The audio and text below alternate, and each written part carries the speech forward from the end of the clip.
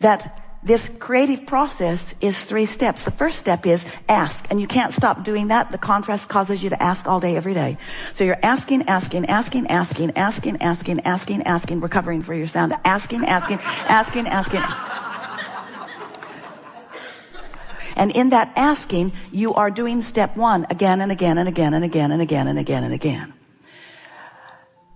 Law of attraction and your inner being, that which man wants to call God, that which is source energy, is there with what you've asked for, experiencing that highest frequency that you have discovered, the frequency of love and appreciation, the frequency of expansion. So here is this vortex version of you. So step 1, step 2 happened without you even really knowing that it happened. It was just a consequence of being focused out here on the leading edge of creation. But step 3 is really the step that we want you to focus upon all day, every day. That's the allowing part. That's the you becoming vibrationally resonant with what you've put into your vortex. And that's the part that's a little tricky for you, because it's not easy for you to be standing where you're standing in the absence of something that you want and be a vibrational match to the presence of it. And the reason for that is because you've become so enamored with physicality that you sort of want to see it and then believe it. And we want you to believe it so that you can see it. We want you to understand that when you are able to feel yourself by caring about how you feel to the resonance of what you've put into the vortex, that when you practice that for a little while until you know it, until you own it, until you are it, that then this wonderful thing happens. What's in your vortex begins to reveal itself to you. You begin to realize it. Thoughts begin to occur to you. Impulses begin to occur to you. Your timing is good. You rendezvous with people, places, things, events. All kinds of things start happening. There's a synchronicity, a cooperation. Now, the cooperation has already been there, but in your caring about how you feel and reaching for the highest resonance of who you are, you become a cooperative component too. And when that happens, the manifestation becomes obvious for you and everyone around you to see. Until then, you got to be happy with feeling it before you see it. And we know that's a big step, because there are a lot of things that you can look at that make you feel really good. And there are a lot of things that you can look at that cause you to not feel so good. So we're asking 2 things of you. We're asking you to be more selective in what you look at, but we're going to be light about that, because we know about momentum. And we know when you got a momentum going that doesn't feel that good, and some freaky non-physical ghost says to you, you create your own reality, you know. And you ought to kind of try to find a thought that feels better. You just want to punch our lights out, because there's a momentum that sometimes, not sometimes, often, not often, always holds you where you are. Our favorite story to help you let yourselves off the hook relative to this subject is, sometimes what you say to us sounds just like this. Abraham, I've fallen out of an airplane and I don't have a parachute. Do you have any suggestions for me? And we say, just one. Hang on, it'll be over in a little bit. Because it's hard to reverse that kind of momentum.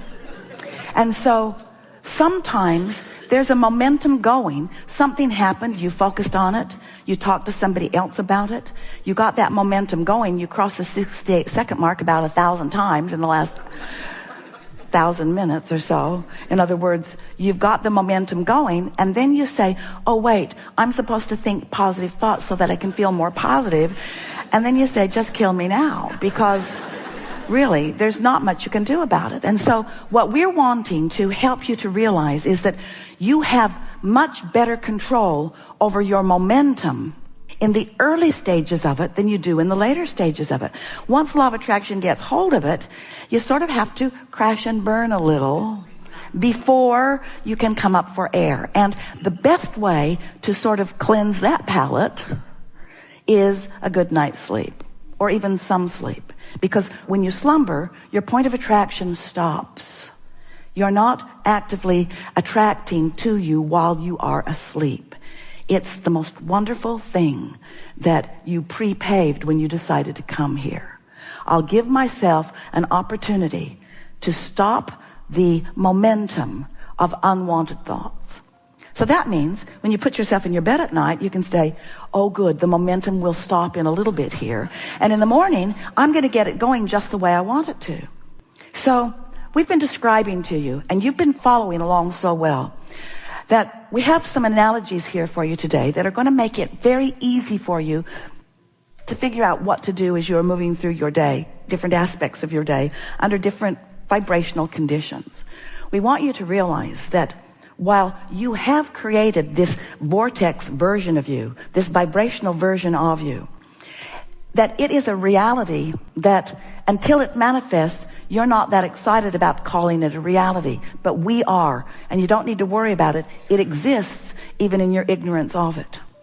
So if we can convince you that it exists, if you can just sort of take that on conceptual faith, you haven't proven it to yourself yet, but you understand the laws of the universe. The laws have shown themselves to you in enough ways that this is logical to you. If we can convince you that there is this vibrational version, then the only thing that you are wanting to be aware of is what is your right now, because of what you're thinking and speaking, because of what you're saying, whether you're remembering it from the past or focusing on it in the present or anticipating it into the future, whatever you're doing with your mind right now is causing you to choose some relationship with some vibrational versions that you've set into motion.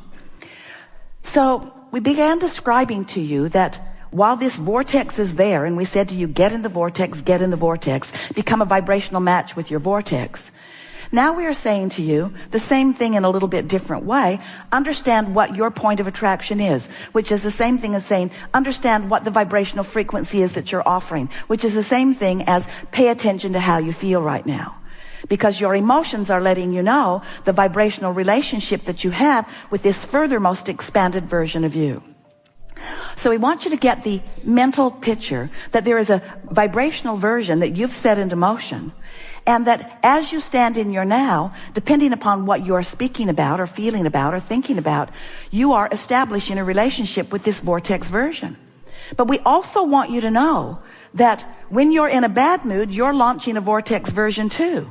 When you are in fear, you're launching a vortex version. When you're in joy, you're launching a vortex version. Now, the only vortex version that is being tended by us is that high frequency, that high flying, pure positive energy vortex version. That's where we reside, in a place of non-resistance. So when you launch one of those rockets, and we recognize it as that new expansion of you, we achieve the vibrational frequency with it, and we maintain, and it's important for you to know this. We maintain, we're talking about source energy, we're talking about your inner being, we're talking about all who love you, maintain that high frequency that you have achieved through the life that you have carved out. And it's like shining that frequency so that you will know it when you feel it. And equally important, you will know it when you're not feeling it. In other words, you will know by the way you feel your vibrational relationship with that vortex version of you. We know that we've said a lot of the same things today, but we want to leave you with just a handful of things that would be easy for you to apply if you want to. And so we're just going to ramble here for a moment as we help you to remember as fully as possible right here and now who you are, and to explain to you what we would do if we were standing in your physical shoes. I'm going to speak from your vantage point, from that which we know that you now know. This is what you now know. I am the creator of my own reality. I am a vibrational extension of a larger vibration. The frequencies of my being are constantly intertwined. The frequency of that inner being part of me resides in the fullest of non-physical energies. And the physical, visceral translation of that is love and joy and appreciation. And I know it when I feel it. I stand in my physical body in some relationship to that all day, every day. And on some subjects, I get there easily, and on some subjects, I don't. But I now know what my quest is. My intention is to find the frequency of who I really am and practice it until it comes so easily that then I can move about this world as I have intended to, with all of the existence of all of those other discs, no longer in fear that I might end up on one of them, but in eagerness that I might end up on one of them. Because every time I do, I launch another rocket of desire, and the universe expands, and I do too. So I'm no longer holding myself to the standard of only pure positive energy. I embrace all of it, and I accept the step 1, step 2, step 3-ness of all of it. I'm hanging around more and more up there, and I'm feeling so good because now I'm on this faster path of getting to see the realization, the manifestation, the actualization, the materialization of things that I've been wanting. And oh, it is so sweet to see those things come into being. I love seeing it for myself, and I love seeing it for those who I love. But I'm no longer going to hold myself to standards that feel unreachable. I'm going to practice what has felt unreachable until I own it and make it then always feel not just possible, but certain. I know that I am the creator of my own reality. I know that I live in a vibrational universe. I know that everyone else does too. I know that we are all well-meaning, that we've all come with great purpose. I know that the source within me knows everything that I meant when I decided to come. I also know that the source within me knows what I've added to that, and I can feel the expansion of my beingness more at some times than others. It is my dominant intent today that no matter where I go or who I'm with or what I'm doing, it is my dominant intent to reach for that high-flying disc, just to practice it for another 17 seconds. Because in the process of doing that, I will establish a pattern of vibration that makes it easier and easier and easier and easier for me to do that. So I have more of those good feelings more of the time.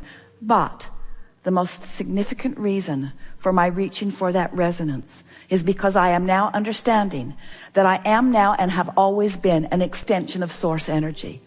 And it is my powerful intention to provide an avenue, a vortex, an open door for that which is source to flow through me, to me, and through me into this world. Because when I hold someone as my object of attention and I'm tuned in like that, they benefit. When I look at a global experience or initiative from that vantage point, I add value to that.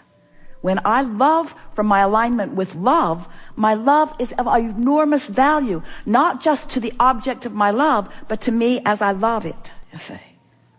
I like the oneness with this pure positive energy.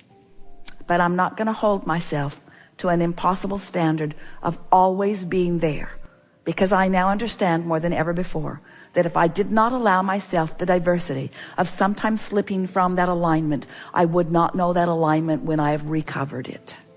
If I don't know what I don't want, I don't know what I do want. And I'm a focuser of the energy. I never intended to just get there and stay there. That's what Source is doing as they do the step 2 part of the process. I love being in my human body. I love all the physicalness of it. I love the vibrational nature of it. I love the power of my mind, and I love my ability to focus. But most of all, I love knowing what I now know about my ability to focus in conjunction with my awareness of the way I feel. Because that's the way I mold the clay of this time-space reality. That's the way I be who I was born to be. And that's the way I uplift others to help them to remember who they are. We've enjoyed this interaction more than words can convey. This has been a vibrational gathering more than it has been anything else. We are pleased with the resonance that you've discovered in the hours that we've been together. And we are more excited than you are able to even understand about what's coming next for you.